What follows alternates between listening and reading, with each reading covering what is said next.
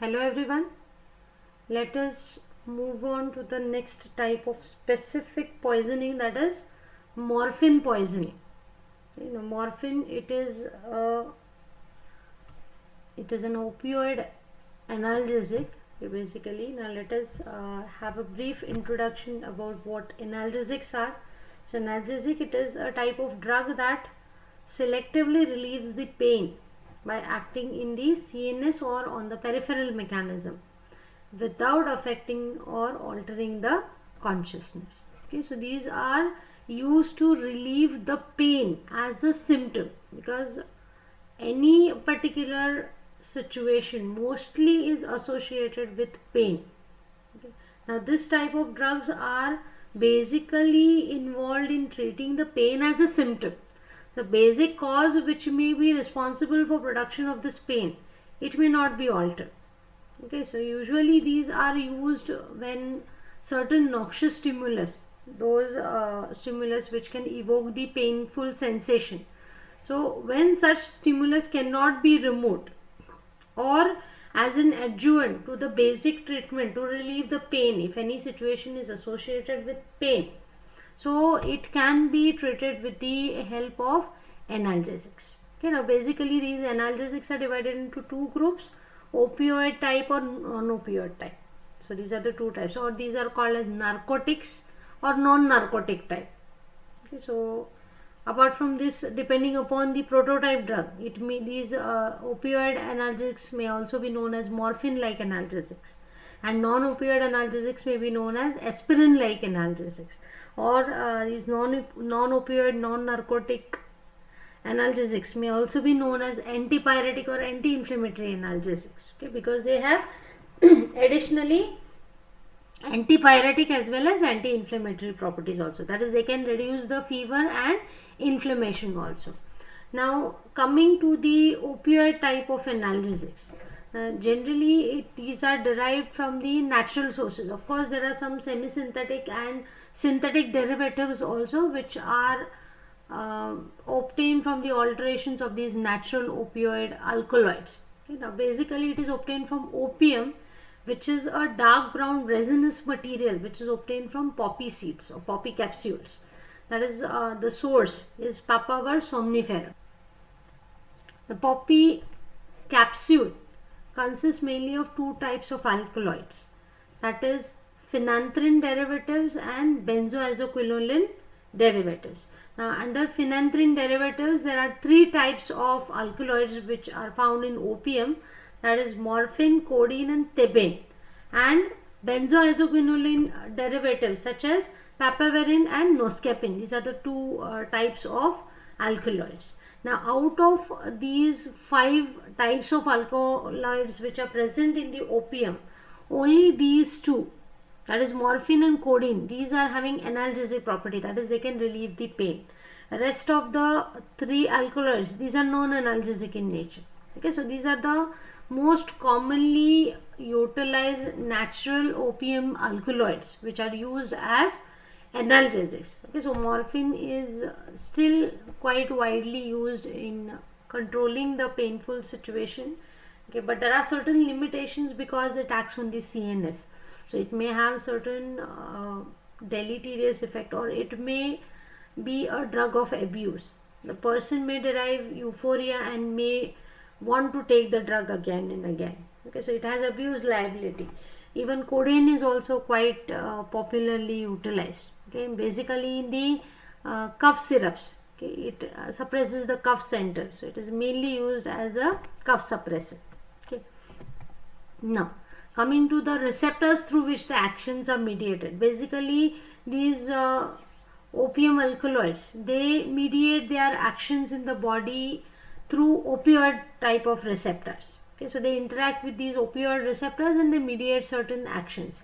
There are three types of opioid receptors which are found in the body, that is mu, kappa and delta. These are the three opioid receptors. Now basically morphine, it interacts with mu opioid receptors. So it is a full agonist for mu opioid receptors. Basically it has CNS effects by interacting with the mu receptors. Okay, So these are some of the actions which are mediated through mu receptor analgesia, of course. Okay, then respiratory depression may also be seen. Sedation may be produced. It has a site specific CNS stimulant and depressant action. Okay, certain areas may be depressed, certain areas may be stimulated. Okay, so euphoria as a depressant action. Even meiosis may be seen. Okay, that is decrease in the pupil size may be seen. Then muscular rigidity may be also mediated through mu receptor. Reduced GI motility. Okay, GI motility will be decreased, and physical dependence may also be seen. That is, a person may become physically dependent. Okay, that is, the physiological functions, they get altered in such a way that they are normal only in the presence of morphine. So if it is withdrawn, it will start precipitating some symptoms. Okay, so a person may become physically dependent on morphine, okay, because of its actions which are mediated through the mu receptor. Now coming to the morphine poisoning. Now this poisoning, it may either be accidental consumption of more number of doses, or sometimes may be suicidal, or generally poisoning may also be seen in the drug abusers. So those who become dependent on these, or who have drug seeking behavior, may want to take the drug again and again, and large quantities if they are ingested, it may result in poisoning. Usually the human lethal dose is 250 milligrams. This is the estimated human lethal dose. Now coming to the manifestations. So what are those symptoms which are presented in case of morphine poisoning? Now usually, if you can see the manifestations, these are generally the extensions of the pharmacological action. So usually whatever pharmacological actions are seen, these are just the extensions of those pharmacological actions. Say stupor, or the person may go into coma because of the CNS depressant property, or the flaccidity may be seen completely. The muscles may get affected, they may be flaccid, okay, totally relaxed. Then shallow and occasional breathing because respiration is depressed. As a result of this, a complication, cyanosis may be seen. Okay. Then meiosis, a further complication as an extension of meiosis. Pinpoint pupil is generally, it is the commonest or most characteristic feature of morphine poisoning. Pinpoint pupil, so pupil size will be very much reduced. Okay, so that's called as pinpoint pupil. Then the BP may fall, and shock may be precipitated due to the fall in BP. Okay. Convulsions may also be precipitated in certain individuals. Sometimes in terminal stages, pulmonary edema may be precipitated. Okay. There may be edema in the pulmonary region. Okay, also lungs. In the lungs, edema may be precipitated, and death is usually due to the respiratory failure. So these are all the manifestations of morphine poisoning. Now coming to the treatment of morphine poisoning. So first line treatment, or the first and the foremost thing which you should do is give the respiratory support to that particular person, because respiratory failure may result in death. Okay, so respiratory support is quite important. Positive pressure respiration, this can even oppose the pulmonary edema, which is one of the complications or the manifestations as we have seen.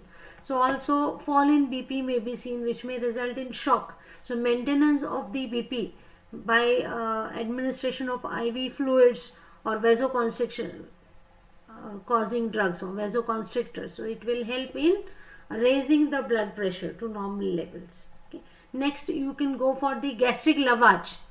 This is done with the help of potassium permanganate to remove the unabsorbed drug which may be present in the stomach. So stomach wash is done with potassium permanganate. Now usually the gastric lavage with the help of potassium permanganate, it is done to remove any unabsorbed drug which is present in the stomach, right, when the drug is ingested by oral route. But in this case, lavage can also be indicated when morphine has been injected. Okay, now when anything is injected by parenteral route, obviously it will go into your systemic circulation, right? nothing will be there in your intestines or in your GI tract. But that is not the case with morphine. Now, how gastric lavage can help in even parenteral administration of morphine is that morphine is usually, it being a basic drug, it is partitioned in the acidic gastric juice. Okay, now what we have seen under the general principles is generally the basic type of drugs remain more in the unionized form in the basic pH. So it can easily cross the membrane and reach the opposite side. So when it encounters the acidic pH of the gastric region, it gets ionized. So this prevents the back diffusion of the morphine into the blood. It does not enter back again into the blood, because once it comes out into the gastric juice, it encounters the acidic pH and it will get ionized. So it cannot cross the membrane again. So gastric lavage can help in the parenteral administration of morphine also. Then a specific antidote is also available. Naloxone is usually preferred. Naloxone, it is a pure antagonist of opioid receptors. Usually this can antagonize all the three types of opioid receptor, that is mu, kappa and delta. Okay, so this particular antidote or the antagonist at the opioid receptors is generally preferred in case of morphine poisoning in a dose of 0.4 to 0.8 milligrams by IV route.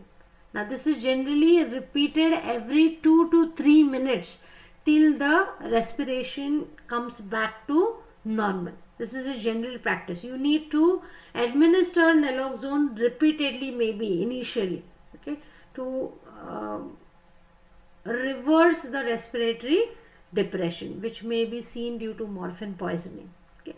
Now the problem is this particular drug is a short acting drug. The duration of action is quite short. So as a result of this, you may have to repeat this drug every 1 to 4 hours according to the response of the patient.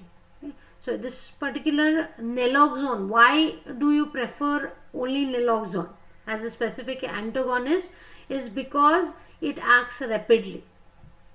Okay, first of all, it's the antagonist for all the three subtypes of the receptors. It acts rapidly. Okay, though the duration of action, it acts for a shorter period of time, but it acts rapidly or quickly. Its action starts very quickly.